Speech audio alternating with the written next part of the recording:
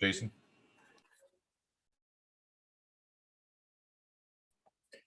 Welcome to another lecture brought to you from the Utah York-Rite Educational Series. Tonight's lecture is titled The Vault of Enoch and the Secret Knowledge Within. It is brought to us by Brother Joseph Martinez, the Senior Warden of Manasseh Lodge number 182 of the Commonwealth of Virginia.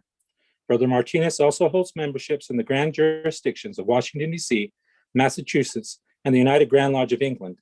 Brother Joe is a Scottish Rite and York Rite Mason who has been honored with invitations to several Masonic bodies, including Knight Masons, York Rite Sovereign College, Allied Masonic Degrees, and the Operatives. Brother Martinez's areas of research include initiatic experience as they pertain to the mysteries of ancient civilizations and the relations between modern science and Gnostic teachings. Brother Joe, the time is yours. Well, thank you so much, everybody. And again, thank you for being here tonight. Hopefully, I will not bore you too much. And again, thank you so much to the Grand York Rite of Utah. You brothers and companions put on an excellent program. I heard penultimate, so I'm going to need to hear more details on that because you guys have been doing fantastic. So don't let it end. But with that, let me get all my technology sorted out here so that we can share screen. And can someone see a blue PowerPoint presentation? Fantastic. All right. So with that, let's go ahead and get started. As my distinguished colleague said, if you have any questions, please feel free to put them in the chat box, or there'll be a Q&A at the end after a closing advert there. And right after my presentation, I'm going to give you about a 60-second spiel on a conference that's coming up in June. So just bear with me as we get through it. And with that, we will go ahead and get started. And brothers, I'm still getting admission things. So if you want me to handle that, that's fine. Otherwise, I'll let other folks handle admitting people in from the waiting room. So good evening, brethren, friends, family, those interested in all things esoteric. My name is Joe Martinez, and today we're going to be talking about one of the most popular yet least understood and written about biblical figures, Enoch. I say least written about because, as we're going to see, there is very, very little written about him in the quote-unquote canonical literature that most Western religious systems are accustomed to. So today, we're going to take the story of Enoch from a historical perspective, from a religious perspective, then a historiographical perspective, then from a symbolic perspective, and finally an allegorical perspective. So these are going to be the markers on our journey today. The overall purpose of this presentation is to describe the different aspects of the Enoch legend, how this man shows up in different books and different records of antiquity, and finally, how we've taken different aspects of this story and incorporated it into the modern Masonic legend that many of us know about today. You're going to be surprised to know that more parts of our Masonic legend and even some of the other initiatic systems that you may be familiar with come from the less widely known stories of Enoch than the, again, quote unquote, canonical ones.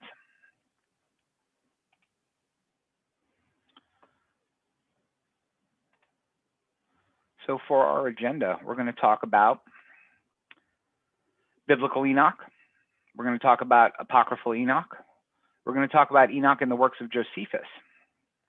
We're going to talk about Enoch in extra canonical sources that are religious but are outside the known canon. We're going to talk about Enoch in the works of Islam. And then finally, how Enoch shows up in the documentation and the ritual of the craft.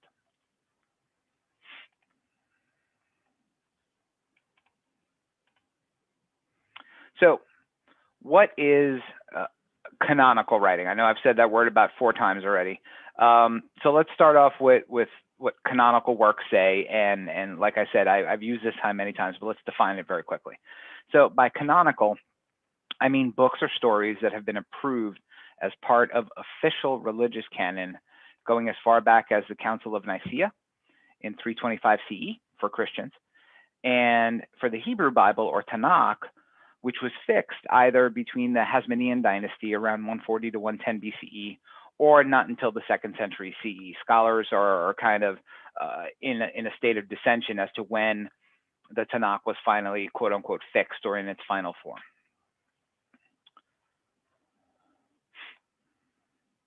So we're going to start with Genesis. So if you look in most modern translations of the story of Genesis, we see a brief reference to Enoch starting in the 5th chapter of that work. And I'm going to go read it to you since it's so short. So when Jared had lived 162 years, he became the father of Enoch. And after he became the father of Enoch, Jared lived 800 years and had other sons and daughters. Altogether, Jared lived a total of 962 years, and then he died. When Enoch had lived 65 years, he became the father of Methuselah. After he became the father of Methuselah, Enoch walked faithfully with God 300 years and had other sons and daughters. Altogether, Enoch lived a total of 365 years. Enoch walked faithfully with God, then he was no more, because God took him away. That's pretty much it. This is the most in-depth reference we have of biblical Enoch in the Old Testament, or the story of Genesis. For a figure of such prominent importance that you hear about way more than just 6 verses, especially when you talk about all the allegories and stories surrounding most of your Abrahamic faiths, I found it truly interesting that so little is referenced about him in the official books of Scripture. So who was this guy Enoch? In the grand scheme of things, he was primarily the 7th generation from the first man, Adam, the 7th antediluvian patriarch, meaning that he was one of the ancient forefathers of the Israelites and one of the long-lived patriarchs who lived before the time of the Great Flood, or the antediluvian period. He was a father to Methuselah, grandfather to Lamech, and great-grandfather to Noah, and everybody knows who Noah is. So Enoch was born from the line of Seth, not to be confused with Enoch that was the son of Cain. So there were 2 Enochs in the Bible. And if you could see my mouse, there's one here, and then there's this guy here.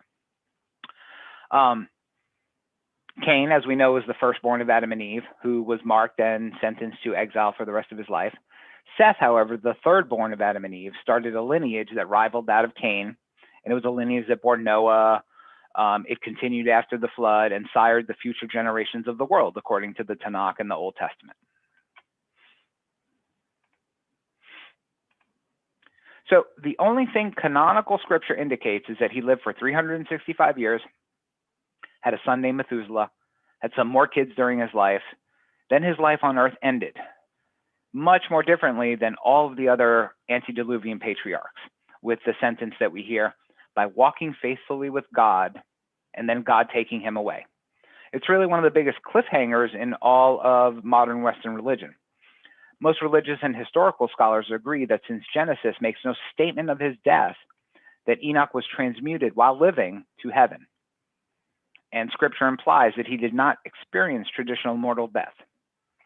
It's interesting to note that he was 365 years old when he was transmuted, or 1 solar or calendar year, and lived on earth for a much shorter length of time than the other pre-flood patriarchs, who lived on average between 850 to 950 years in age.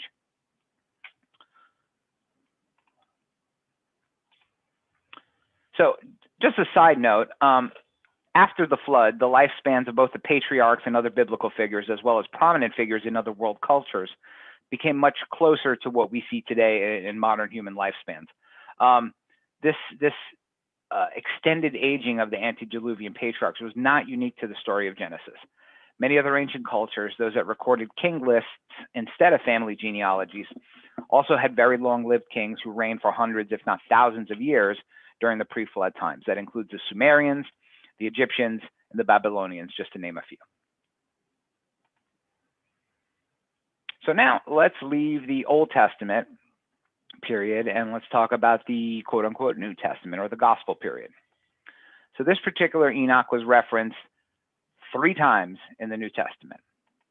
In the book of Luke, in Paul's letter to the Hebrews, and in the Epistle of Jude. There are very small references to this particular biblical Enoch. There are some references to Enoch, Cain's son, in the Bible as well, and in the Tanakh and in other Abrahamic faith-based texts. But I'm talking about specifically Enoch, who sired Noah, and basically all of us, right, in Western religious tradition. So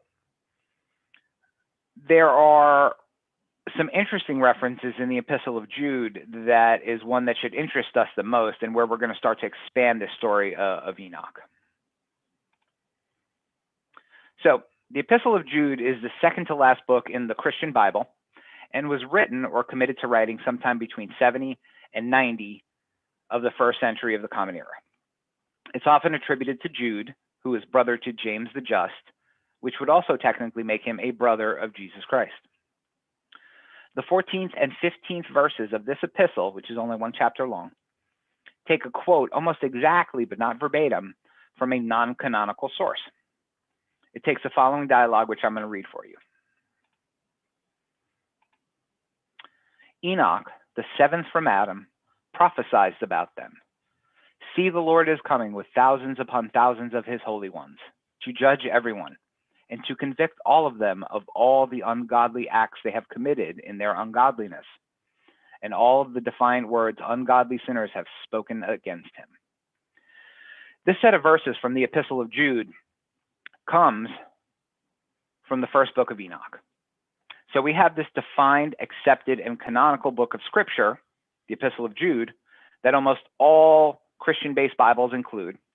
And it has a quote from a book that, to my knowledge, only one single Christian denomination in the entire world includes its official canon. This shows us that many of the early Christian communities knew about, had copies of, and referenced this book, which we have now named in modern times the Books of Enoch, as early as the 1st century CE.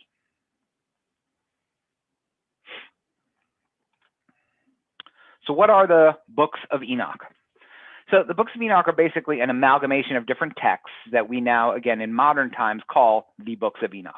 But it was not a pretty bound and dust-jacketed book that we found all combined and organized in a secret cave in the ruins of Herod's temple by Indiana Jones. Okay, that did not happen.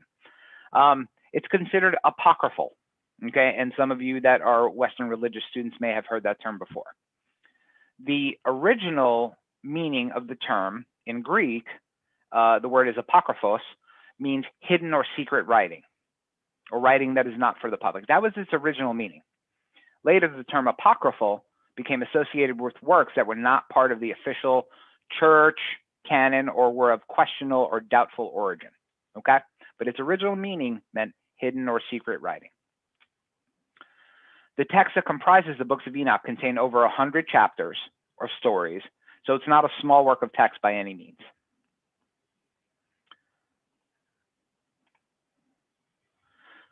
So scholars have come to a consensus that the older sections of First Enoch were written between the 4th and the 3rd centuries BCE, so the 200s and the 300s BCE. And the later parts of this same tome were written between the 2nd and 1st centuries BCE. Again, this is all before the Common Era. And just as an aside, when we say the term the Book of Enoch, most scholars refer to First Enoch or 1 Enoch, which is the oldest of the 3 books that are named after this patriarch. We're going to mention them very quickly, but there is a 2nd Enoch and a 3rd Enoch. But most scholars agree that these were later expositions or expansions on the story of First Enoch that most probably came after the Common Era. So now we have 2nd Enoch, which was written sometime between the 1st and the 10th century CE, so almost a 1,000-year time period. And it contains some stories about Enoch, primarily about him traveling through the 10 levels of a geocentric cosmology. Okay, so this definitely fits in line with Middle Age or medieval thought on how the universe and the cosmos was constructed. And the oldest copies of 2nd Enoch are found in Church Slavonic, so the Slavonic language used in churches in that part of the world. 3rd Enoch was committed to writing no earlier than the 5th century CE. It's been found in Greek, in Latin, and Hebrew, and it expands even further on that walking with God aspect that we find in Genesis and 1st Enoch, and tells the story of Enoch's ascension to heaven in a chariot. You may have heard this in another biblical story. His transformation from a mortal man into an angel, and Enoch receiving the secrets of creation.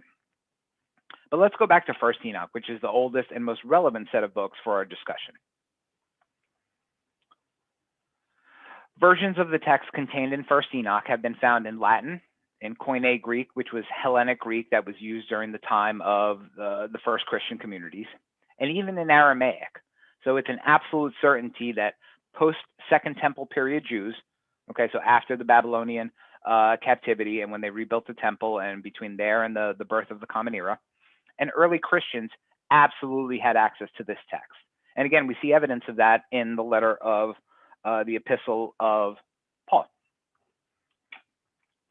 First Enoch contains some interesting material on the origins of the Nephilim. You may have heard that term before.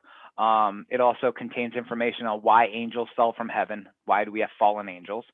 The reasoning behind why the flood was necessary, or the Great Deluge, why God absolutely wanted that to happen. And it also has prophecies that have to do with the messianic figure. Again, this is stuff that was written before the Common Era. Okay, so keep that in mind as we talk about the actual story. So as we mentioned, First Enoch is not a single book that came to us by fax or by manuscript and it's all nice and pretty. It's a compilation of many texts that were put together. But if we break them up by their storylines, they would look like what you see here on the screen. So first you have the Book of Watchers, the first few chapters of Enoch. Then we have the Book of Parables, the Book of Luminaries, the Book of Dream Visions, the Epistle of Enoch, the Birth of Noah, and a final Book of Enoch. Okay, that comprises everything that we consider, or scholars consider, First Enoch.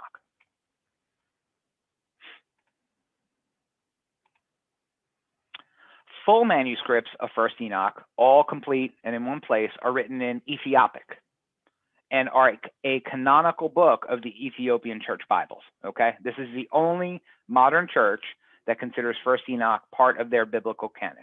Okay, you're not going to find it in King James or the Vulgate or the New International Version or the one that my kids read where they dumb all the words down. I don't even know what version that is. The coloring book version of the Bible. Those are not in there. But they were probably combined as one single manuscript around the 14th or the 15th centuries. And Ethiopic is the church language of the Ethiopian church, much like Latin is to the Roman Catholic Church. Okay, so it's a religious language. Copies of First Enoch were also found in Cave 4 in Qumran. You see here on the screen, part of what we call the Dead Sea Scrolls. And archaeologists and religious scholars have counted over 85 separate copies of what we call today First Enoch. So basically, in a nutshell, First Enoch expands on the first verses of Genesis 6, where it talks about the children of God, or the Benai Elohim, who fathered the Nephilim. And the world was basically a really cruel place. And the fallen ones that were there did some awful, awful, awful things.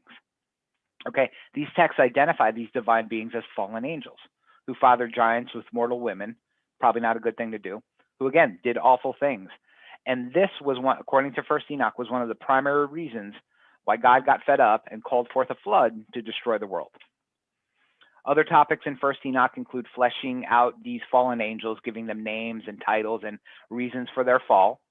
Again, if you look at Genesis, you don't see, that what a lot of your contemporary Christians believe is the story of things like the fall of Lucifer and the separation between the war of angels and things like that. None of that stuff is in Genesis. Okay, so just FYI. And then these fallen angels taught humans many of the things that were considered, especially to the church, evil knowledge, such as sword making and metallurgy and sorcery and astrology and other secret occult sciences. This is also one of the earlier Hebrew texts that identifies the 4 archangels. And for those of you that are not of the Jewish faith, there are angels and archangels in Judaism, depending on which sect you belong to. And they're each given a mission in First Enoch. One of them warns Noah about the approaching flood. Another imprisons the fallen angels in a fiery place of darkness. One is sent to actually destroy the Nephilim before the flood. And then Archangel Michael, he's named, you may have heard that name, was sent there to imprison the ruler of these fallen angels. This place of fire and darkness is one of the earliest writings describing the traditional Christian concept of a fiery hell. It's also worth noting that the picture of hell that most people think about doesn't really come from the Old Testament or the New Testament. Revelation has some light inferences to it, things like the pit, but most people's imagined view of hell nowadays comes from Dante Alighieri in his book, The Inferno. So Enoch in this story is sent as a prophetic messenger that was sent there to warn the Watchers that God was going to destroy the earth. Like, you're done, no time to get your stuff together, earth's getting destroyed. Okay, so First Enoch is one of the earliest apocalyptic texts that are found in all of Judeo-Christian writing. It precedes Revelation by hundreds of years. It precedes the canonical Old Testament book of Daniel, which is considered the first canonical apocalyptic book. And you guys know what, you guys and gals know what apocalyptic means. The book of Daniel was committed to writing sometime around the 160s BCE, while the earliest sections of First Enoch date to the 4th century BCE. So now let's leave this area of our study. And I actually went over all that, so sorry. And let's move to Josephus. So let's leave Judeo-Christian scripture for just a minute. And we're going to look for a bit at some works that are categorized as historical. Their primary goal is history, not revelation. So let's look at the works of Josephus. So Antiquities of the Jews was written by a Jerusalem-born, then later turned Roman citizen named Flavius Josephus. He basically wrote the most comprehensive historical work on the Jewish people ever, and focused primarily on first century Judaism and the Roman-Jewish War, which happened right before he wrote this comprehensive history. And this is the same war that finally destroyed the temple in Jerusalem. His works were voluminous, and this was not the only one he wrote, and essentially filled in huge gaps in the history of the Jewish people. And it is second only to the Bible in terms of historiographical data for both religious and historical scholars. Now, Josephus does reference earlier works, of course, but his Antiquities is one of the most comprehensive narrations of the story of the early patriarchs in the transmission of divine knowledge. Okay, so remember that, transmission of divine knowledge. If you are a Freemason, you may have heard that term before in some other way.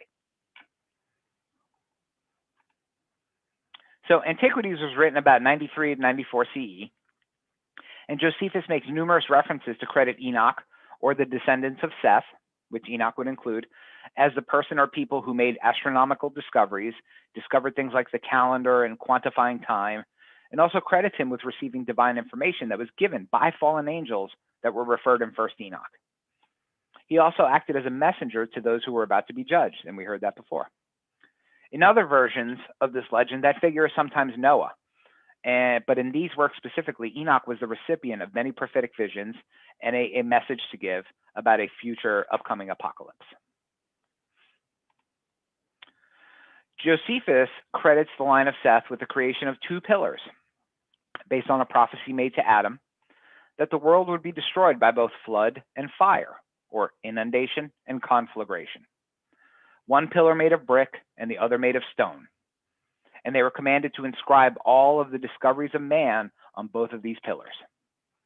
So if the pillar of brick was destroyed by flood, then the pillar of stone might still survive, and vice versa. This pillar motif with secret wisdom in it is not original to Antiquities of the Jews. And those who have seen my talk on the pillars know that the concept of freestanding pillars as repositories of secret or divine wisdom existed for thousands of years before the time of the final destruction of the Jerusalem temple, or around 70 CE. So let's talk about Enoch and other religious works. Okay, these are not going to be your Tanakh or your Old Testament or New Testament, but religious works similar to that. But Enoch appears in many other important religious works around this time frame. The first is the Talmud, or specifically the Babylonian Talmud. For those of you who don't know what the Talmud is, it's essentially a written version of the Jewish law, or Torah, that was transmitted orally for thousands of years, in addition to the hundreds, if not thousands, of commentaries about those same works. So for those of you that are Christian and study the New Testament, I'm actually taking classes on New Testament commentary. This is a commentary on Galatians. It's 6 chapters in the Bible, but it's all these pages. So that's a commentary. So that's basically what the Talmud is. It's basically a big commentary for the Tanakh and any other stories associated with the Jewish religion.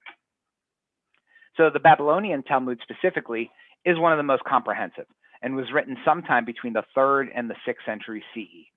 And it was compiled of documents with commentaries that went back hundreds and hundreds and hundreds of years. The Talmud expands some of these references to Enoch that we find in Genesis. So the Hechalot literature was a collection of Jewish esoteric, there's that word that some Freemasons hate, esoteric, was a collection of Jewish esoteric and revelation-based texts produced during the time of the Babylonian Talmud, so right around the same time frame, with some variations. We find some versions that the most original writing is the 8th, 9th, 10th, and 11th century CE. But this set of works identifies Enoch, expands on his story as a prophetic patriarch and the one who brought gnosis or knowledge to man, and also recounts a story of him being brought to heaven, which I'm going to read for you. I actually got to get my readers out for this, so my apologies. I'm getting old. So in the Hechalot, actually the Sefer Hechalot, we see he was lifted into heaven on the wings of the Shekinah to serve the throne of God, and had bestowed upon him wisdom, understanding, prudence, knowledge, mercy, Torah or law, and all excellent praiseworthy qualities over all the angels. This new angel will later be known as Metatron, and this story is almost identical to what you find in the 3rd book of Enoch. Other rabbinical sources discuss the angel Metatron. You may not have heard of him. He's not the most popular of angels, you know, that people get candles for and things like that. If you've seen the movie Dogma by Kevin Smith, you see Metatron there. But many scholars disagree whether the angel Metatron was once a human known as Enoch, but for the most part, the esoteric and Kabbalistic community regard the angel Metatron as the human formerly known as Enoch, like the artist formerly known as Prince. Same situation. So let's talk about Enoch in Islam. Enoch is also heavily revered in the Islamic community. For those of you who don't study Islam or know nothing about their faith, the Old Testament patriarchs are heavily revered in the Quran. Enoch is referenced many times in the Quran, but Enoch is named Idris in the Quran, and he is also an ancient patriarch and prophet to our Muslim brethren. Later Arabic mystical works, such as those of the Sabaeans, link Enoch to Hermes Trismegistus, the thrice great. Some people who study Hermeticism and other ancient peoples may have heard this name before. Now we finally come to Enoch and the Craft in Freemasonry. So we come to the part of the story that joins many of the historical, pseudo-historical, religious, and esoteric aspects of the character that we know as Enoch, and merge them into another secret society that many of you are familiar with, known as Craft Freemasonry. Freemasonry references and utilizes much of the symbolism that stems from the stories of Enoch, going all the way back to Genesis. So thanks to tons of Masonic scholars like Brother Art de Hoyos and many others, we do have some threads that weave together the time frame from the early church writings to the rise of speculative Freemasonry. The stories of Enoch, according to Brother de Hoyos and other Masonic scholars, inform Masonic ritual, most notably the Royal Arch and the Scottish Rite rituals. So if you haven't joined those organizations, I'm not going to spoil it for you. But it also does inform craft ritual as well in ways that you probably didn't think. So there's a common story that starts being written in 4th century works by someone named Philostorgius, who was an Arian church historian. And more copies of that got spread all the way into the 13th century. And it was recorded by a Greek historian named Nicephorus. And both of these made it to Latin, Greek, and English around the mid-1600s. So this is when we start to get the earliest copies of those.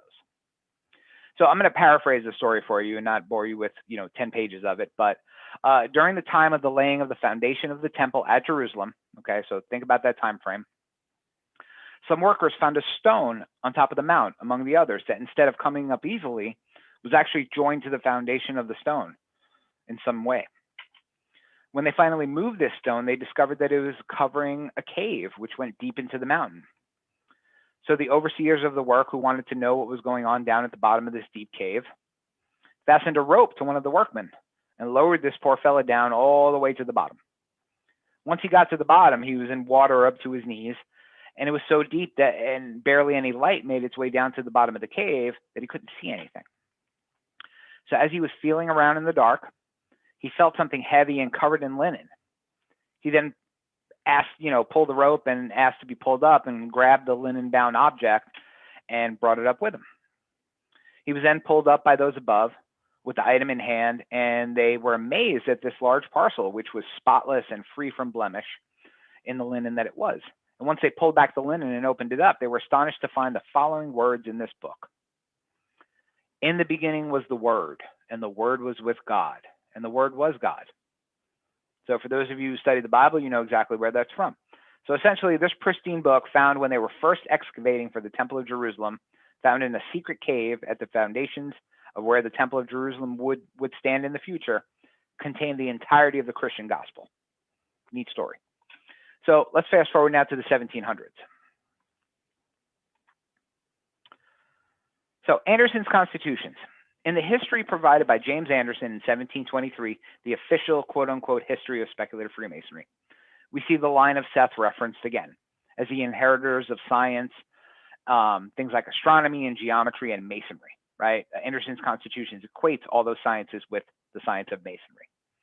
Immediately after that passage in the constitutions itself, Anderson expands on this by stating that it was Enoch who received the prophecy of both the great deluge and the great conflagration on the day of judgment that's about to come. So it's to Enoch that Anderson ascribes those two pillars where the liberal arts and sciences were engraved on, this time one of stone and one of brick, for the reasons that we previously discussed. Chevalier Ramsay, all of you may have heard that name, especially if you're a Freemason. First in his most famous oration of 1737, and then in later years, references the patriarch Enoch. Now, Ramsay was absolutely one of the earliest proponents of Freemasonry as the inheritor of the ancient wisdom schools, and devoted much of his orations and writings to that very fact. One of the most notable comments made about Enoch was in his description of the original archetype human who first received the sciences from divinity. And he wrote about a great one, quote unquote, who was the first author of sacred symbols and hieroglyphs, and who taught the people sacred mysteries and religious rites. This man, who was called Thoth by the Phoenicians, Hermes by the Greeks, Idris by the Arabians, all of these names which are synonymous with Enoch. And again, that was Ramsay's own writing. Now we have Moran. So let's move to the later 1700s, when the earliest writings of Enoch begin to directly intersect with Masonic ritual. Stephen Moran's 25-degree rite, a precursor to the modern Scottish rite, which was published and preserved in the Franken manuscript, originally written in 1783, and contained some hints at this merging together of those stories. As a side note, the Northern Masonic jurisdiction of the Scottish Rite sells a reproduction of the Franken manuscript. It is absolutely a beautiful, beautiful book. I suggest you get it. But according to this version of the legend, Enoch had a vision in which he learned the divine name of the great architect of the universe. And in that vision, he beheld a shining golden triangle. And on this golden triangle was the sacred name of God, or the Tetragrammaton, which he was forbidden to pronounce. In the same vision, that golden triangle appeared again at the bottom of a vault, or a hidden recess underground. That's what we mean by vault, which you would get to by descending through 9 vaults or arches. So according to this legend, Enoch then built a temple underground and duplicated the plate, encrusting it with precious stones. This plate was set atop a marble pedestal and deposited in the 9th or deepest vault or arch. Enoch was then commanded by God to place a stone door over the top with an iron ring over the top arch to forbid others from entering, and also to protect this place from the flood that was about to cover the earth. The same legend has a similar story about the pillars, where Enoch is credited with building 2 pillars, one of brass and one of brick, and in some others marble or stone, and carving the arts and sciences to preserve this knowledge for the world. According to this particular legend, the location and knowledge of Enoch's temple was lost following the flood. Another separate legend exists where King Solomon supposedly found this hidden vault while preparing to excavate for his famous temple. This would place the vaults of Enoch beneath Mount Moriah, and which is the traditional location for the Temple Mount, or the place where the Temple of Jerusalem was built.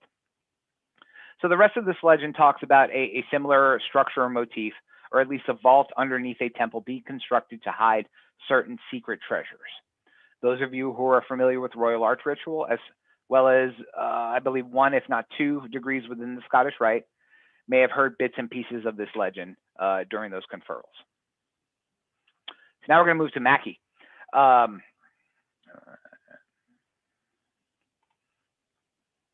So it's in 1869 where we found the most comprehensive amalgamation of the legend, or merging it all together, and it was brought to us by Brother Albert Mackey. In his huge history of Freemasonry, Mackey includes the story of Enoch, and he viewed all of these legends as allegories, right, to symbolize certain ethical or religious ideas. Okay, but he, in all of his writings about Enoch, stressed that this was allegory, absolutely allegory. But to paraphrase the story, which was a little similar, Enoch was inspired by a vision by God and is said to have built a system of 9 brick vaults inside of Mount Moriah. The vaults were vertical in nature, and someone entered through holes in the tops of the vaults. You may have seen a picture I just put up before. Inside the 9th and deepest vault, Enoch placed a block of marble in the shape of a cube, on top of which a triangular plate of gold was made, encrusted with precious stones and engraved with the ineffable name of God. The entrance to the vaults were sealed with a stone door and covered with earth. While Enoch lived, this is a little bit different than some of the other stories, he entered the vaults once a year, but told no one about where it was. So after his death, the vaults were not located until workmen began digging the foundations for the Temple of Solomon.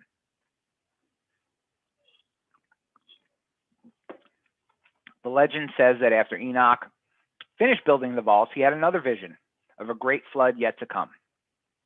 So to preserve all the knowledge he had cultivated, he erected a marble pillar to resist fire and a brass pillar to resist corrosion. Again, we have that pillar motif coming in through Enoch. On the brass pillar, Enoch engraved the history of creation, the arts and the sciences, and the rules of speculative masonry. On the marble pillar, he inscribed in hieroglyphs the information that a precious treasure was hid somewhere nearby in a subterranean vault. Mackey notes that this legend, of course, doesn't possess much historical evidence, right? But possesses great value for its symbolism, which I certainly agree with. The main premise of this legend as allegory, according to Mackey, is the preservation of the unspeakable name of God by the antediluvian patriarch Enoch. That is the moral of that story. But outside Masonry, there are references to caves in Mount Moriah. Some Talmudic traditions hold that King Solomon, when building the temple, constructed underground vaults in which the ark was later hidden, placed on a cubical stone. If you're a cryptic Mason, you may have heard a similar story. And according to Mackey, he called them the Mohammedans, or the Muslims, have a tradition that tells how Abraham found a sacred stone which he used in the temple, which Jehovah ordered him to erect. So what's in the vaults?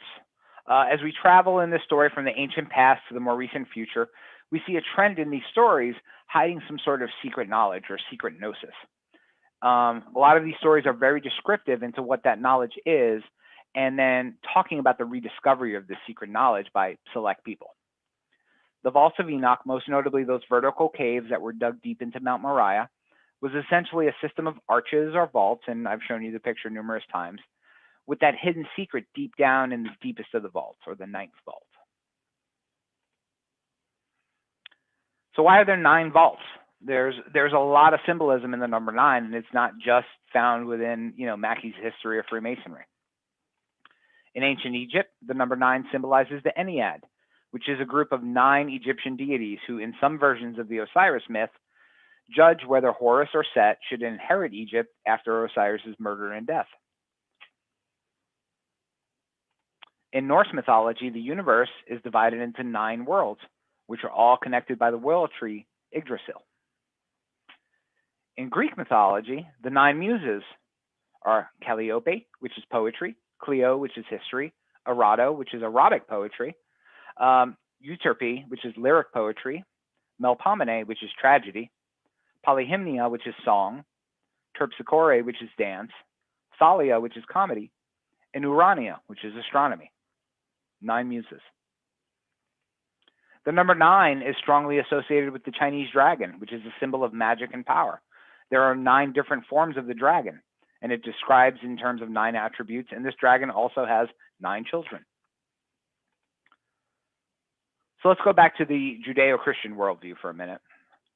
9 has been and still is considered thrice sacred in some Hebrew mystical sects, and represents perfection, balance, and order.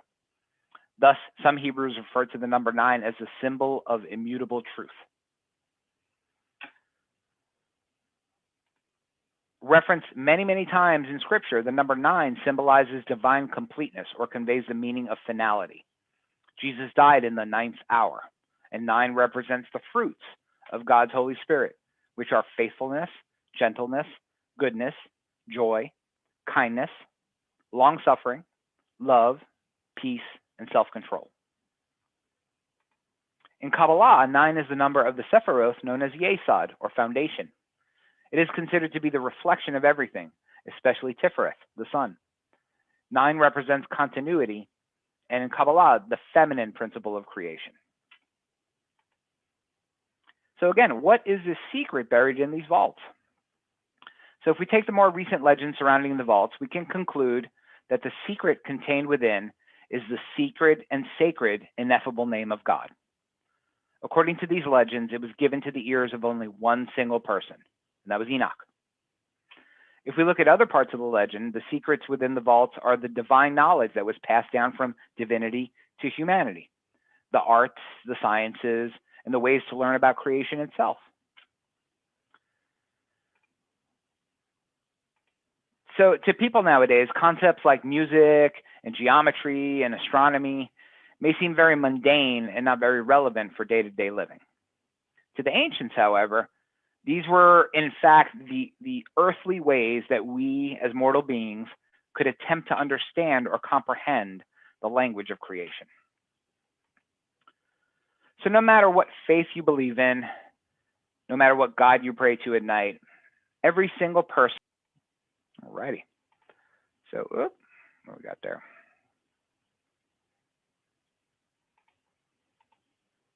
Nope, we don't want you to play you again. So, this was my ending slide.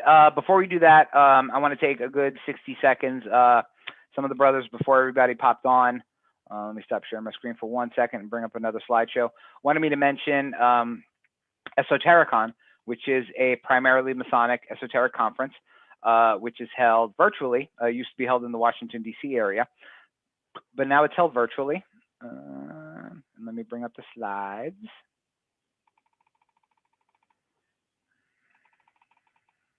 Escape. There we go. Share slides.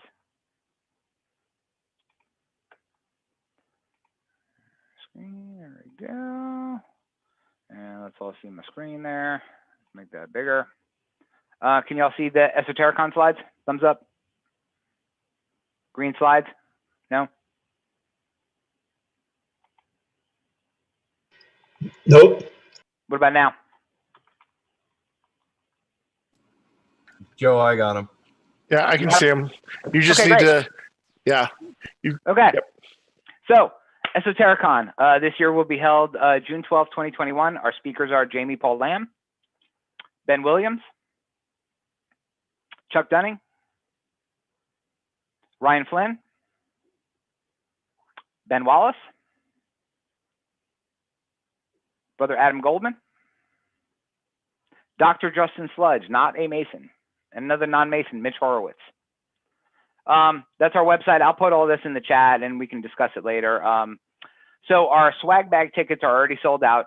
Starting April 12th, we will start selling event-only tickets.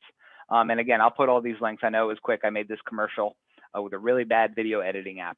But that is Esotericon. It's an esoteric conference, mostly for Masons, but open to all, where those of us that are weird and like to talk about these things can all get together and discuss it. And again, we're doing it virtually, and it's June 12th. It's a Saturday this year. And I will stop sharing my screen finally. And that concludes my presentation. Thank you so much for your time. And I know there's a closing, little closing section before we get to questions, so I will shut up now.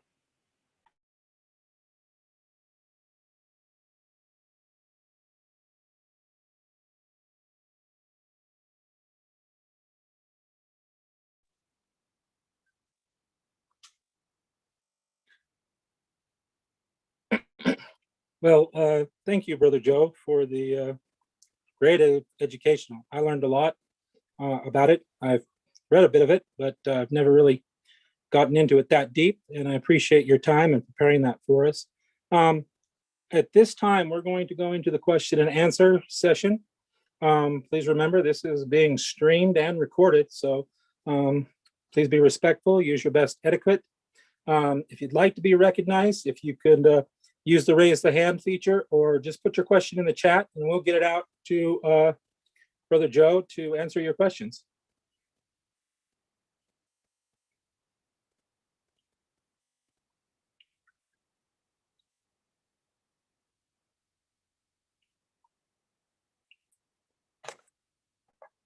Oh, I do see a hand up. I see, I don't know if you just want me to start shouting them out, but I see. Yeah, go ahead.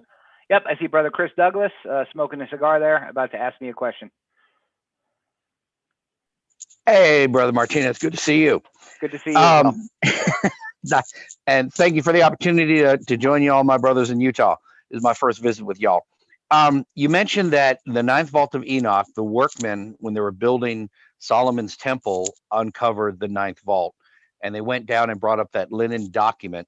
You mentioned it contains the Christian Bible, in effect, but is it not just the Old Testament, at least what Enoch could write down while he was alive? Or is the understanding that he continued to write after he ascended into heaven or whatever, since Jesus would not be born and all that transpire until centuries later? To your point, yeah. So we're talking about if we look at it from a historical perspective, they believe the first temple of Solomon was built, right around the 930s, maybe BCE, definitely during the 10th century. It couldn't have just been the Old Testament, because the legend specifically says that the very first page contained basically the first book of John, right? In the beginning was the Word, and the Word was God, and the Word was God. That was John. There's nothing in the Old Testament that is similar to that. So that's kind of the magic of the legend. Like, oh my God, 1,000 years before, they find the Gospels. And they say Gospels, they don't say Bible. So they're alluding that going into this magic subterranean vault, they're finding the Gospels 1,000 years before their time.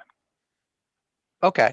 And follow up, I claim a little bit of ignorance, but the place where Enoch lived, where all of the people lived before the flood, was that in Jerusalem where the temple was built?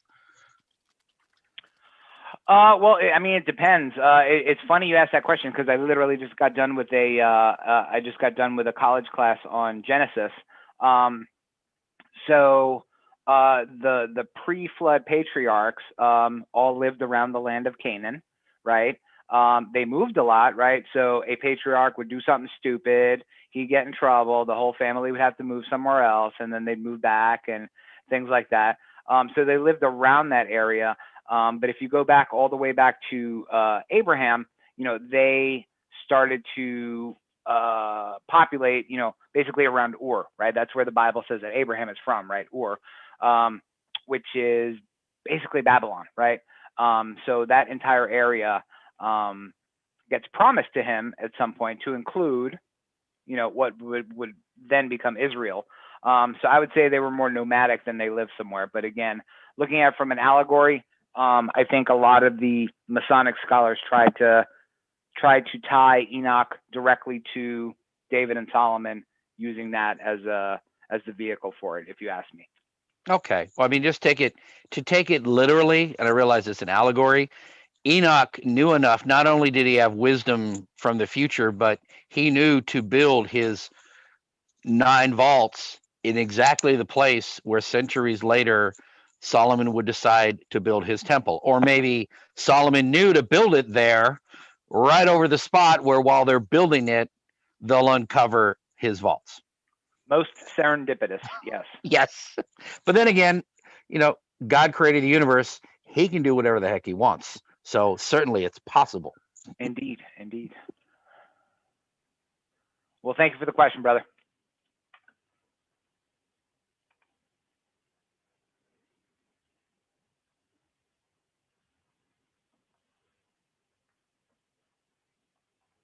Well, I've either bored or stumped everybody. So if anybody has a question, please feel free to unmute and chime away. Michael has a hand up. Hey, Brother Joe. Thanks What's for up, Brother Mike? Thanks for a wonderful lecture.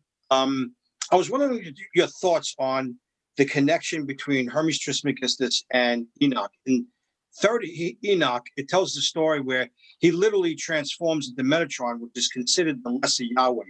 This seems to me identical description of Jesus in Catholic theology, Catholic mystical theology in heaven.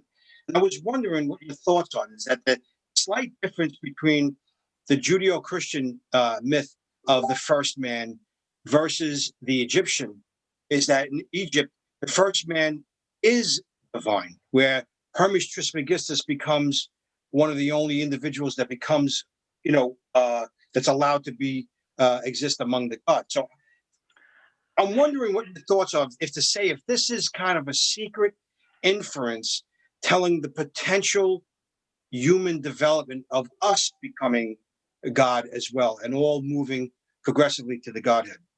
I'm so glad you asked that question. And again, thank you for coming.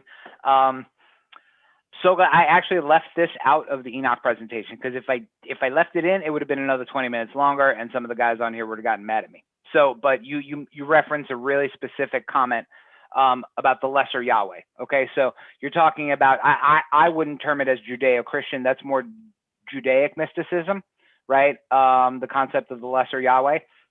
But yeah, some Jewish mystical, some of the Hekhalot literature that I talked about, including the Sefer Hekhalot, and some of the other, I guess, Hebrew esoteric works of the time, do consider that when Enoch was, I call it transmuted to heaven, when he was taken living up to heaven, he did become the angel Metatron. And in those sources, not in traditional rabbinic Judaism, they consider him basically second only to God, right? Another interesting point, and this is where it starts to open Pandora's box there, is the whole concept of the lesser Yahweh. In First Enoch, and not the New Testament Gospels, is the first reference to the term the Son of Man. So those of you that are Christian and have heard the term Son of Man, that's 99.999, no, screw that. It's 100% of the time attributed to Jesus, right? But the older sections of First Enoch that were written in the 200s and 300s BCE have references to the Son of Man, which was Enoch, or the lesser Yahweh. So that's a fantastic point that you're making. But again, Michael, I specifically left that out because that's a whole presentation in and of itself. But back to your question about Hermes, we start to see those, you start to see a lot of these conjoining of these archetypal figures, to me at least, with people like Ramsey, Chevalier Ramsey. I mean, he's a man after my own heart. You know, I'm not everybody who's talked to me before knows I don't think Masonry came into existence just to drink beer and eat green beans, right? That was not our primary purpose in life. We had a story to tell and a knowledge to impart, and that knowledge to impart comes by way of initiation, right? So I'm one of those weird oddball guys that you don't like to see at lodge. I believe speculative Freemasonry truly is an initiatic school that's meant to impart moral lessons on us, right? And that's how we learn, through initiation. But you've got guys like Ramsey, you've got guys a little bit like Mackey, although he tends to, get a lot more pragmatic. I would say Manly P. Hall, he definitely does that with the commingling of archetypes quite a bit. If you read any of his works, he will smush people together like Enoch and Hermes and things like that.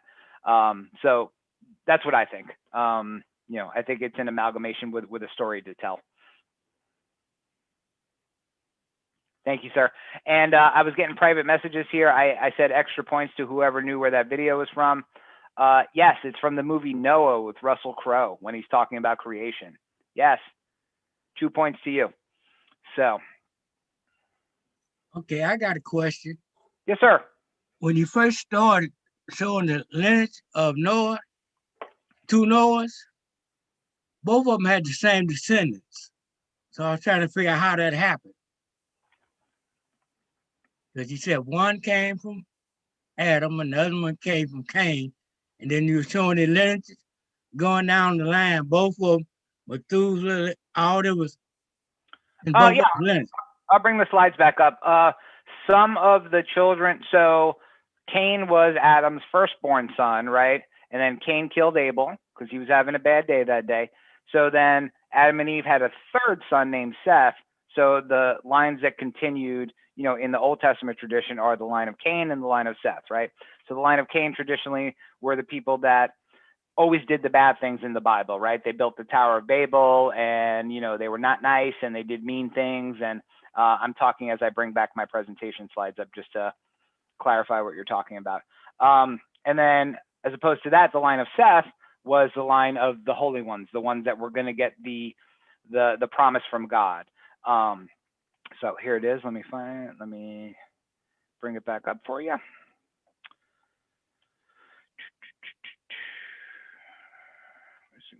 All right, sorry, brother. I'm gonna share my screen again. And there we go. Okay. Can you see my screen again there, Brother Byron? I can see your screen, but it doesn't show the. Yep, I'm getting to it. Okay, so this is the line of Seth, right? We have Seth, and this is all names out of the Old Testament or Genesis, right? Right. We have Enoch here, the seventh from Adam, right? So he was through the line of Seth. Then the next picture you're talking about is this one that shows both Cain and Seth's lines.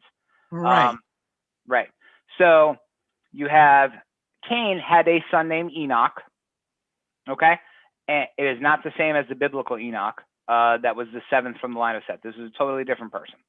Right. Then he has other children. Then he has Irad, Mehujael, Methusael, Lamech, another Lamech, who has children named Jabal, Nama, and Tubal-Cain.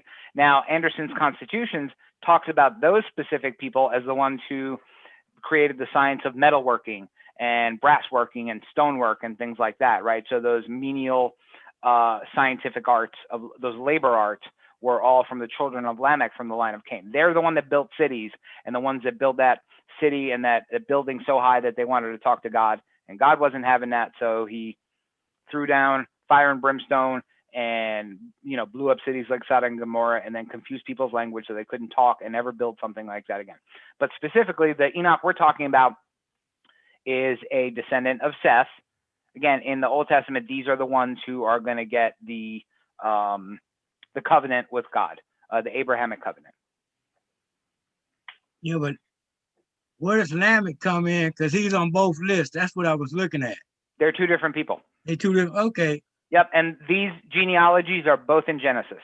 You can't see it because it's in black. I try to make this a little brighter, but it tells you how long they lived. But the line of Seth and the line of Cain are both in, I don't exactly recall which book of Genesis, but both of their lines are in Genesis itself.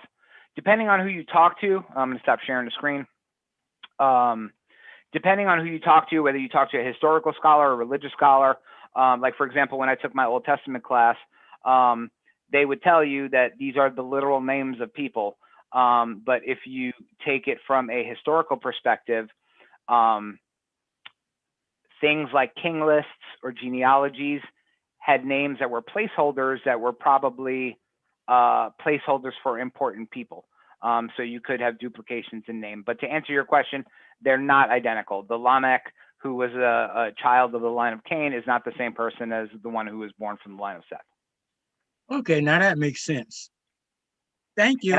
No worries. And while we're talking, I will find the chapter and verse in Genesis where both of those are. So you have that in front of you. Okay, Joe, before we go to Chris Douglas, Alex Hill reposted an interesting thing. So perhaps he would like to speak up. Oh, howdy. I just thought that was kind of an interesting little note. It was something that came to mind, and there was actually, I believe the Mongolian word for the number 9 is Yesu, and it sounded so similar to Jesus that there was one tribe that converted to Christianity, partly with that connection being one of several that was made. And also Genghis Khan's father was Yesuge Khan.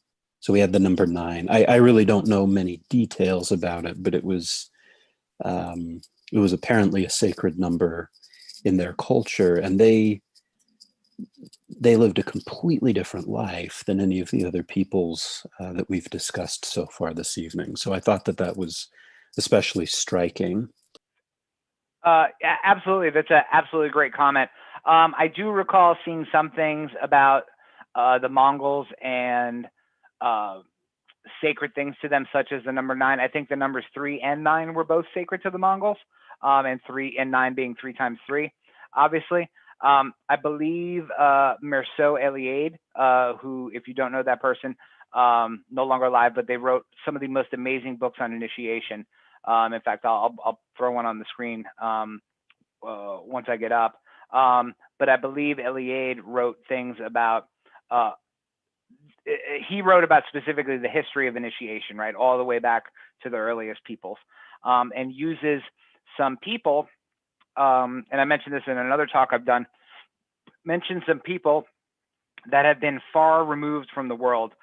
These indigenous people that, you know, have not gotten iPhones, don't have technology, that have lived the same way that they have for the last 10 to 20,000 years, and studied their initiation rites, and sees a lot of similarities to some initiation rites that are still carried forward today. But I believe Eliade did have some information about the Mongols and some of their sacred rites, and why 9 and 3 were both numbers of great significance. I think it was something like luck. Don't quote me on it. And I know this is going to be recorded, so don't yell at me later on YouTube. But yeah, 9 is definitely a relevant number there, and I'll find the page and quote for that and send that to you. Thank you. And I see Brother Ranesh, who is, I think, all the way in is it India? Yes. Yes. How are you? Good to see you again.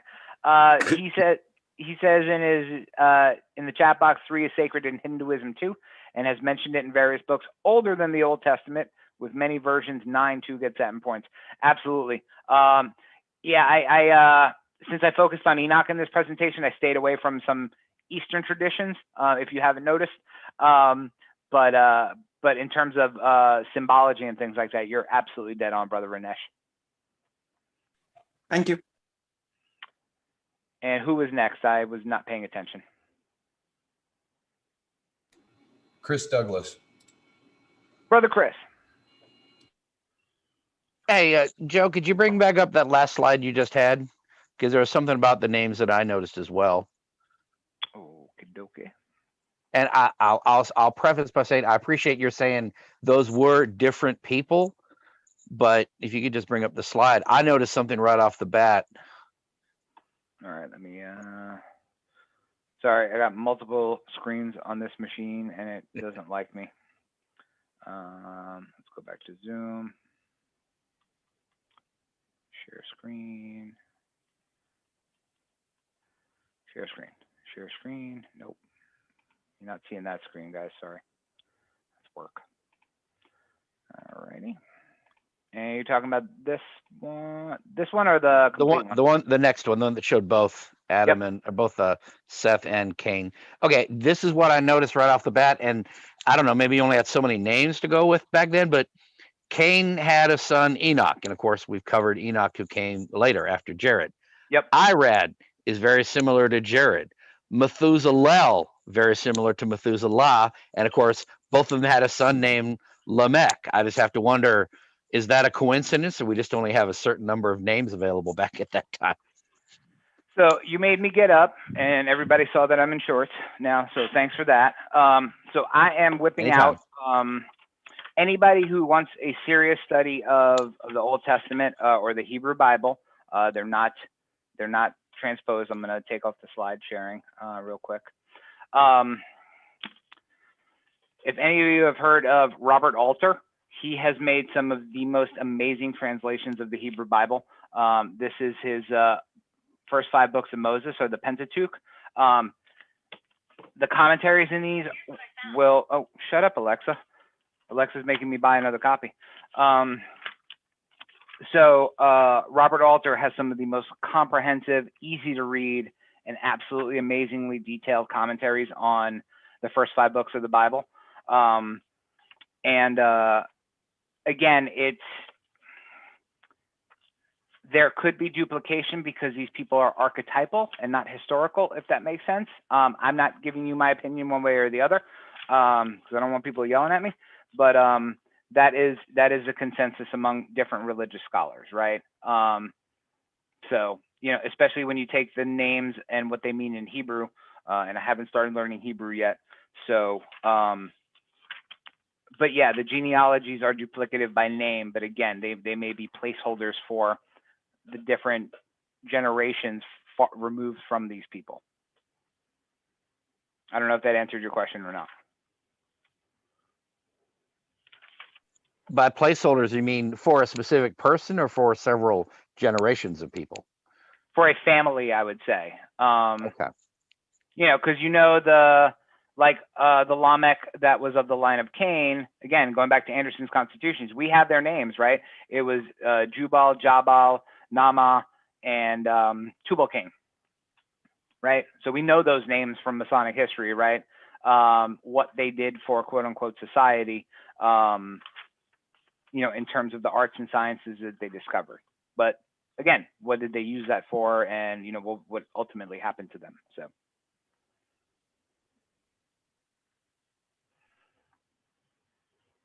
I think Brother Michael had his hand up again. Yes, Brother Joe. Since Ranesh brought up Eastern philosophy, before I came to Masonry, there was something that happened to me. It was a description of a word that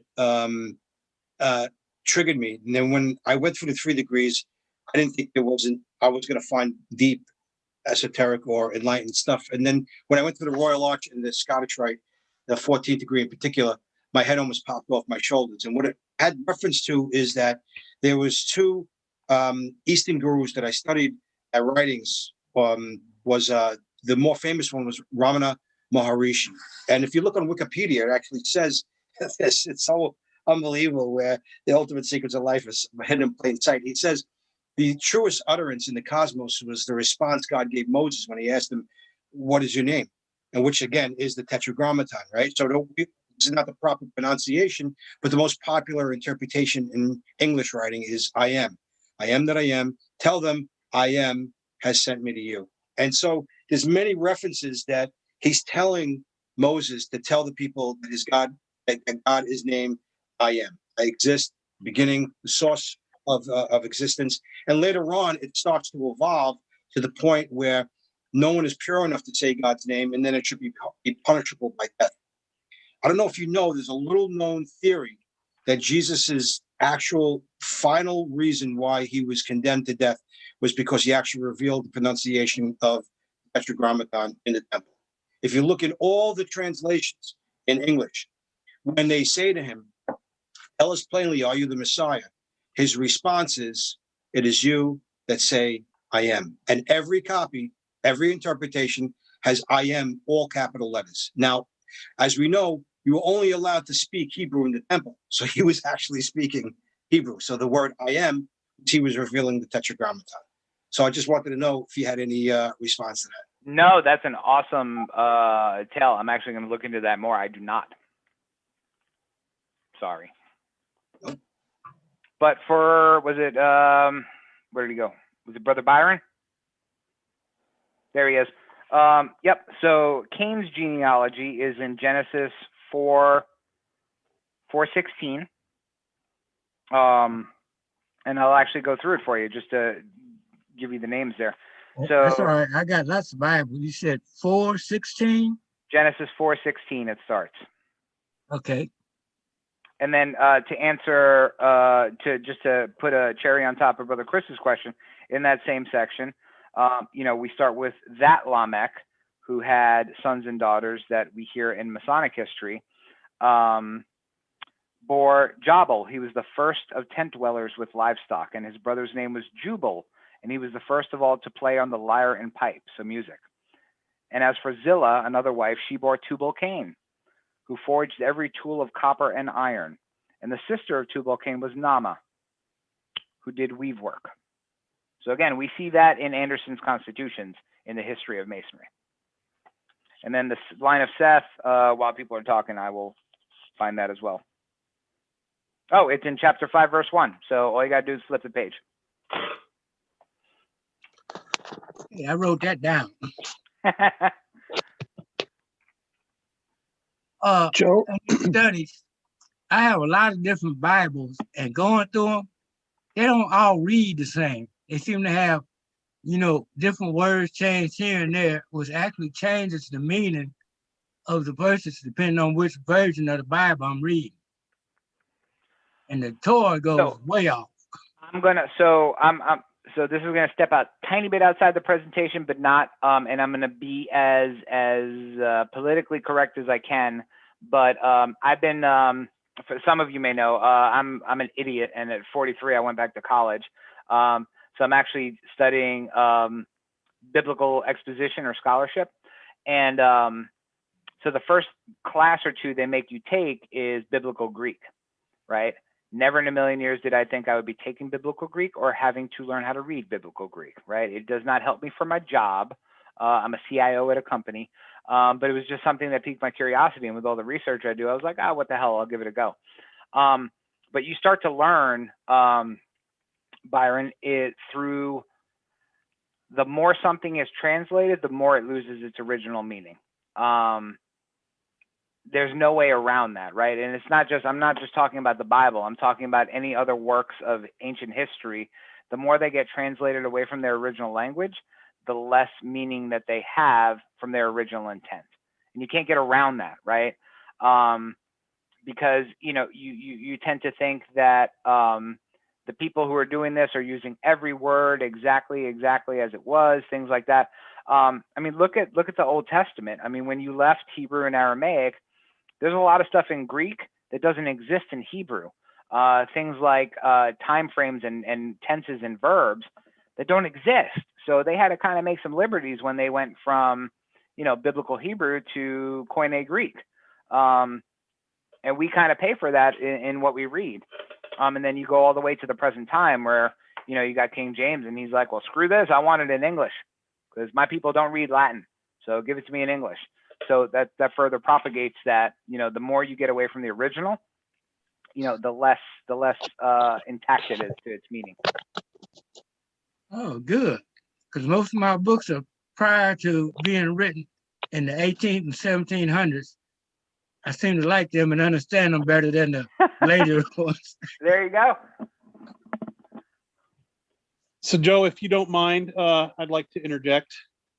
First of all, thank you very much for a very educational and entertaining presentation that tied a lot of things that I knew together in ways that I hadn't connected myself. So thank you for that. I also wanted to drop our next presentation, which is Jason Richards, which is 7 p.m. Mountain Daylight Time, April 26th. I've dropped the link in the chat several times, hopefully catching people as they've come and gone.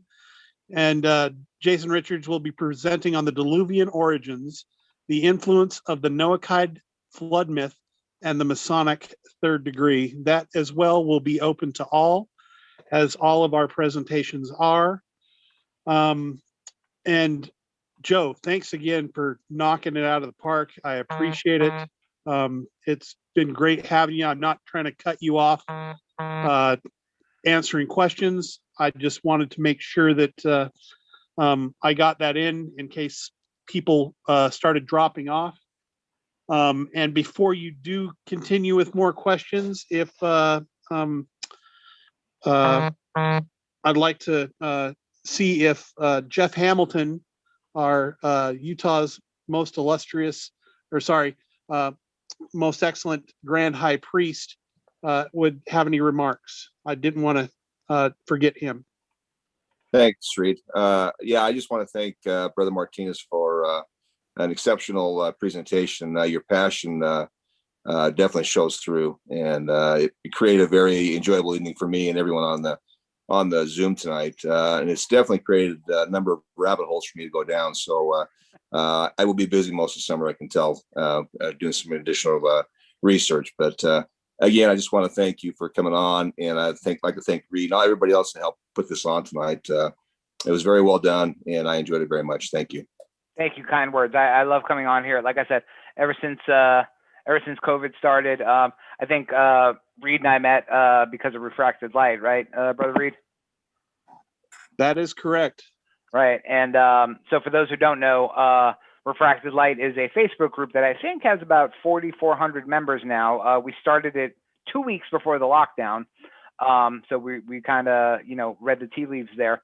And we basically created a group on Facebook for people that were Masons or interested in Masonry or other esoteric orders to basically get together and put together live online education. Because nobody was going to lodge, nobody was going to their meetings, stuff was not getting done, and there's still work to be done. So if anyone is not a member, like I said, Brother Reed and I met on that group, and I think it's been a fabulous relationship so far. There are probably, I could say easily hundreds of presentations. And it's not just stuff that comes from that group. Like the Grand York Rite will publish their events on the group and get folks from out of their jurisdiction. We have folks from all over the world publishing events on there. And it's all, again, we ask for open to all. Some people do Master Mason only stuff, but you really can't tile the internet, right? Some people ask for certain requirements for people to attend.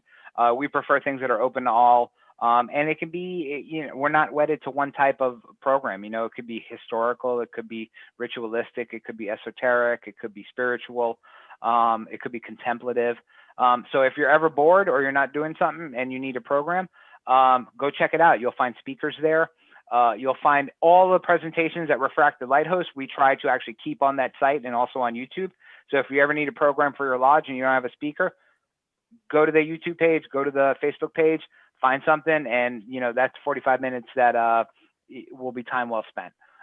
So again, that's I'm so glad that I got to meet Brother Reed and do this. I think this is my second time here with the Grand York Rite of Utah, and you brothers have been phenomenal. And I'm so glad I got to do this talk. This is the first time I've done this talk. So if you have any honest feedback, please send it over to me. Just don't make me feel bad. Joe? Yes. Robert Alter, what was his book again? So it is Robert Alter. I'll put it in the link. I'll put the link in the chat box. He basically he retranslates all of the Hebrew Bible. He is he's obviously of the Jewish faith. He has not done the New Testament, so don't go looking for it. But he has like this book right here. This is the first 5 books, right? So the Pentateuch.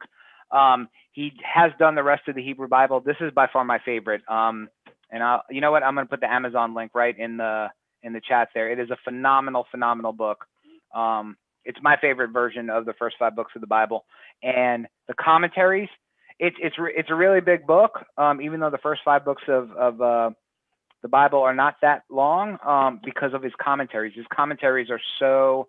He tells you what the words mean in Hebrew and why they said something the way they said it. And why the meaning got changed over time. It's absolutely amazing what he does. So while I'm jibber jabbering here, I will put a link to the Amazon page with his. There it is. Yeah, and you can buy the whole set too. My wife got me the set for Christmas with all 3 books, but you can get them individually. And here it is. I will put it in the chat box for you there, brother. Thank you. And it looks like Lee Perez has his hand raised next. Good evening, worshipful brother Martinez. How you doing this evening? How are you, brother? Good, brother. I have a question. I noticed on Abel, he doesn't have no lineage. He doesn't have no descendants, no kids, no children. And I just try to pop something up real quick on the internet, and it's showing that if he did have children, that all his children would be considered victims, and children of Cain are murderers. So the simple answer to that is I don't think you're going to find a genealogy for Abel because Abel was murdered by Cain. There is nothing in the Bible that says that they were married at the time that this occurred. So I think you're going to be hard pressed to find a lineage for Abel, at least in the official canon of Scripture. But Abel got murdered, basically the first murder, right? The first great sin, or the second great sin, because Adam and Eve done messed up before. And they got kicked out of the Garden of Eden. But nothing in fact, you hear about Cain finding a wife after his expulsion and his being marked by God, so that people wouldn't kill him, and he would have to basically wander the earth forever with this mark on him. But I am fairly confident that Abel did not have a line that followed to the point where Adam and Eve had If you read some versions of Genesis, it makes it sound like Seth was a replacement for Abel, which he was, because now you have those two lines. You have the line of, again, to the Israelites, this is not Joe's opinion, and to the Israelites, you have the line of people that are doing wicked crap on earth, right? And then you have the line of people that God favors, that he's going to make a promise or a covenant with them, to give them a promised land and to make them multiply and things like that. But again, I don't think you're going to, if there's somebody here that knows more than I do, please speak up, but I don't think you're going to find a lineage for Abel because he died childless and wifeless. So. And I see the next hand up is from Robert. Yes, Brother Martinez, excellent presentation as usual. Thank you, sir. One of your best. You hit it out of the park tonight. The question I have is, I think years ago when I was reading The Secret Doctrine or Isis Unveiled by Blavatsky, she mentioned about the Book of Enoch and the race of giants from the sons of God and the daughters of men. And she made reference that Goliath may have been one of those giants. And I was wondering, in your study of biblical literature, have you ever come across that? So I'm kind of torn. For me, I don't agree with everything Blavatsky writes. Neither do I. That's why. You can definitely tell she hit the peyote pipe one day and was normal the other. But I have read Isis Unveiled. So without sounding like a crazy person from the History Channel at 11 o'clock at night, certain extra biblical sources like the books of Enoch, especially Second Enoch and Third Enoch, right, which we know are written after First Enoch, right? So right. A lot of scholars agree First Enoch was definitely around during before the birth of Jesus, let's say, right? Before the birth of the common era. That existed because it was referenced in the New Testament, right? But Second Enoch and Third Enoch were kind of offshoots of it, or sequels per se, right? But Second Enoch, at least being a sequel that we know it is, and Third Enoch go into more details on, the Nephilim and the Benai Elohim, those actual children of God. And they're the ones, it's those books that actually equate them to fallen angels, right? Because again, going back to, I grew up Roman Catholic, right? And I always remember growing up as a kid, and I grew up in New York, so I was like ethnic Roman Catholic, right? Surrounded by all Spanish and Italian people, right? And so I went to church in Latin. Yes, I was an altar boy. I listened to the church in Latin, the whole 9 yards. And I can't find anywhere in the Bible today where it stuck in my head that, there was a war in heaven and the bad angels lost and the good angels won and the bad angels got sent down, to hell, and Lucifer was one of them. And it's not there. It doesn't exist there. You know what I mean? It's not in the original Old Testament text. So where the hell did we get that from? It's got to be from all that extra biblical commentary that we get. And I think a lot of this comes from First Enoch. But to your point on, the sequel texts go more into the Watchers and stuff like that, and the giants. I did read that from Blavatsky that she may have equated Goliath as a surviving child of the Watchers. I don't have enough details on that because I haven't seen it anywhere else. Right. That's why I was asking you if you did, because the only place I remember seeing it is in theosophical circles. Yep. Yeah. Not to say it isn't true, but it's not verified. So. No, absolutely, and I think it did show up on Ancient Aliens, and now I know people are going to tune out because yes, I watch Ancient Aliens. It's good, mind-numbing TV. So anybody who's judging me, leave me alone.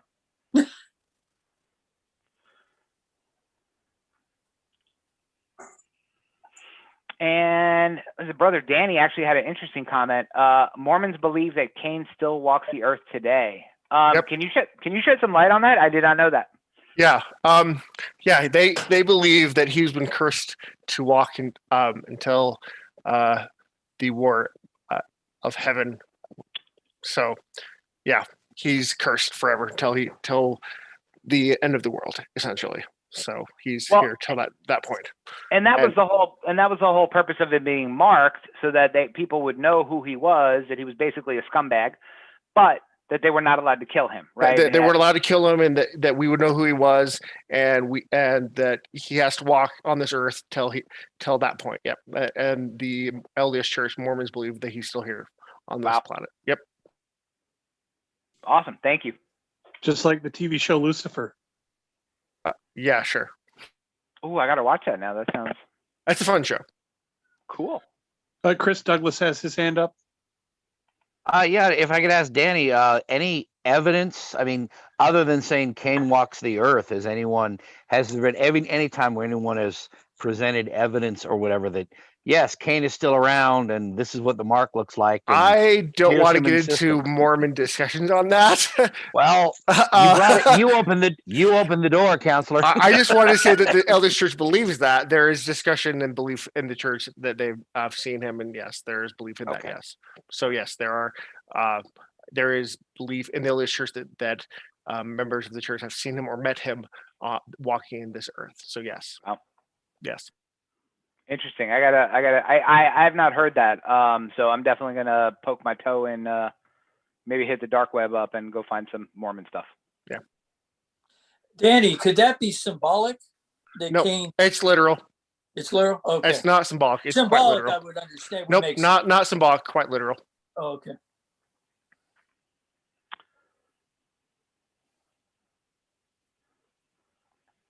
I wish Glenn Cook was here because he would back me up, but he's not. So. Well,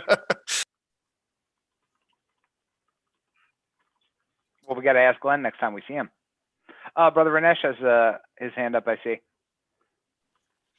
Hey Joe, to answer the previous one, even in Hinduism, actually, there are some folks who are supposed to be still roaming around in the earth, but it is symbolical rather than literal, in which these people are supposed to be guiding us with certain principles which we keep forgetting.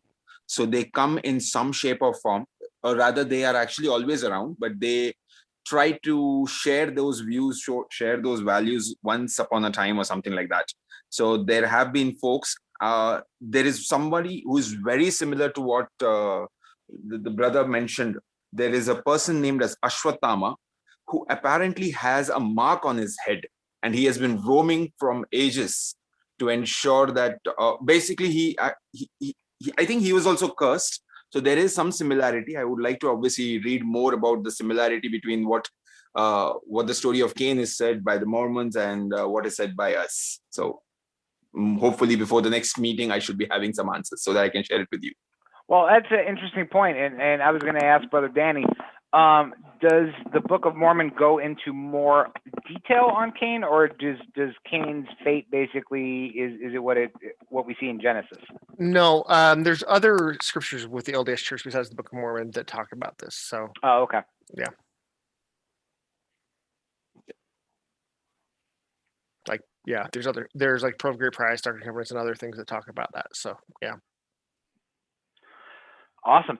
And to your point, Brother Renee, I find that interesting because why couldn't they still be walking the earth literally, since reincarnation is still a big part there, is it not? Yes, I think if we go with that understanding, that makes sense. But the first time when I read it, I was like, what? How can they actually still be alive?